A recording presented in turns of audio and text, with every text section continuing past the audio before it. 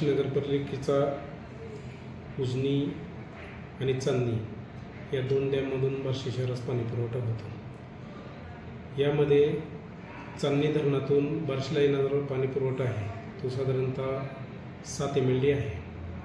त्यानंतर बार्शी शहरातील ज्या विहिरी आहेत या सर्व विहिरींच्या माध्यमातून 3 MLD पर्यंत वॉटर सप्लाय होतो आणि उजनी धरणातून सध्या 12 ते 13 MLD वॉटर सप्लाय होतो।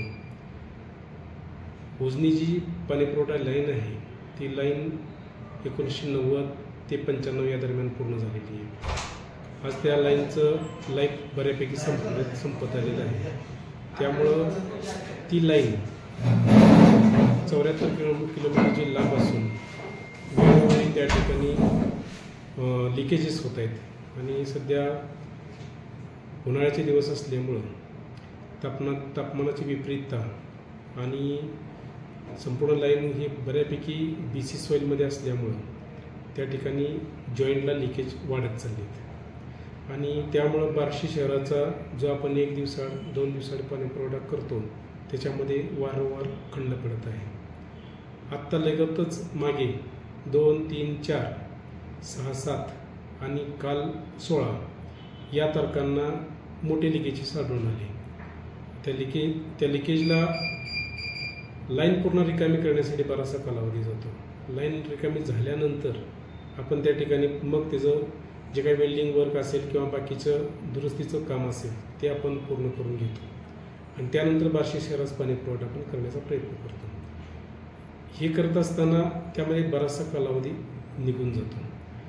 एक दिवस एक लाईन जर लिकेज झाली ती उजनीची तर पाणी पुरवठा हा 1 ते 1.5 ते 2 दिवसाआड 2 दिवस पुढे ढकलला जातो आहे आणि त्याच्यामुळे बार्शी शहरास पाणी पुरवठा हा विस्कळीतपणे होत आहे। आजही काल झालेल्या लाईनचं लिकेज आता पूर्ण झालेलं आहे।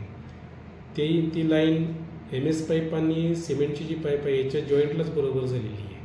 त्याच्यामुळं तिथंही खूप मोठी आज परेशानी होती, परंतु आता ती लाईन पूर्ण करून 7 वाजेपर्यंत आपलं उजनीवरून पाणी पुरवठा सुरू होतो आहे। त्यानंतर तो पाणी पुरवठा आपल्याकडं परत WTPला येणार, तिथून जलशुद्धीकरण होऊन मग आपण लोकांच्यापर्यंत पोहोचणार। ह्या गोष्टीसाठी वेळ जातो आहे। दुसरी गोष्ट, चांदणी डॅममधून येणारं जे पाणी आहे त्या पाण्याचा कलर पिवळसर आहे। आम्ही ते पाणी टेस्टिंगला पाठवलेलं आहे। रिपोर्ट कदाचित अजून थोड्या वेळाने आमच्याकडे येतील, प्राप्त होतील। पिवळसर पाण्याचा कलर घालवण्यासाठी जर क्लोरिनेशनचा आणि चुन्याच्या निवळीचा ओव्हरडोस दिला तर तोही आरोग्याला पुढे जाऊन अपायकारक ठरू शकतो। त्याच्यामुळं जी आम्हाला घालून दिलेली मर्यादा आहे त्या मर्यादेच्या पलीकडं जाता येत नाही। त्यामुळं जर उजनीचा पाणी पुरवठा सुरळीत झाला तर चांदणीचा पाणी पुरवठा आपण थांबवून फक्त विहिरीतून येणारं पाणी जे आहे 3 MLD प्लस उजनी धरणातून येणारं 12 ते 13 MLD या माध्यमातून आपण बार्शी शहराला पाणी पुरवठा करण्याचा प्रयत्न करत आहोत आणि यामध्ये माननीय आमदार महोदय यांनी आम्हाला आणि माननीय जिल्हाधिकारी महोदय यांना स्पष्ट शब्दामध्ये पत्र दिलेलं आहे। परंतु आम्ही आमदार महोदय यांना आमच्या माध्यमातून लेखी स्वरूपात सरांना कळवतच आहोत। त्याचबरोबर आपल्या सर्वांच्या माध्यमातून आम्ही बार्शी नगरपालिकामध्ये राहणारे जे आपले बार्शीकर नागरिक बंधू भगिनी आहेत त्यांनाही आमचं एक नम्र आवाहन आहे। उन्हाळ्याचे दिवस आहेत, आपण पाणी पुरवठा म्हणजे पाणी जपून वापरावं जे येते ते, आणि आपल्या सर्व तक्रारींचा स्वागत आहे। कृपया मी माझा नंबरही आपल्या माध्यमातून संपूर्ण बार्शीकरांसाठी देतो।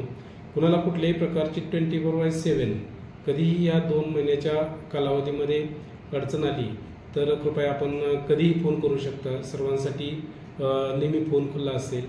त्याचबरोबर आता आपली जी नवीन पाणी पुरवठा लाईन सुरू आहे ह्या नवीन पाणी पुरवठा लाईनमध्ये कुर्डवाडी ते बार्शी हे जे 34 किलोमीटरचं अंतर आहे, ह्या 34 किलोमीटरच्या अंतरमध्ये आपण जवळजवळ 29 किलोमीटरपर्यंत लाईन कंप्लीट केलेली आहे। जी आता 5.5 ते 6,000 मीटर लाईन राहिलेली आहे किंवा 5.5 ते 6 किलोमीटर जी लाईन राहिलेली आहे ती म्हणजे पॅचमध्ये राहिलेली आहे, ते सुद्धा जोडण्याचं काम युद्धपातळीवर सुरू होते। आणि जर आपण 20 एप्रिलपर्यंत ते 25 एप्रिलपर्यंत ही लाईन जर जोडून झाली, तिकडं जॅकवेलला आमचं पंप बसण्याचे काम सायमल्टेनियस सुरू आहे.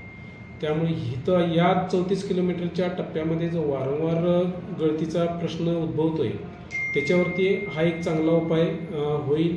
एक 20 ते 25 दिवसामध्ये आम्ही मिशन मोडवरती 25 एप्रिलपर्यंत ही लाईन पूर्ण करून एनिहाऊ बार्शी शहराला सुरळीतपणे अखंडितपणे कुठल्याही प्रकारे विस्कळीतपणा न येता पाणी पुरवठा करून द्यायचा आमचा नगरपालिकेचा मानस आहे. आपण सर्वजण यामध्ये पालिकेला मोठ्या प्रमाणावर सहकार्य करत आहात. यापुढे आपल्या सर्वांचं सहकार्य लाभेल ही अपेक्षा बाळगतो. धन्यवाद.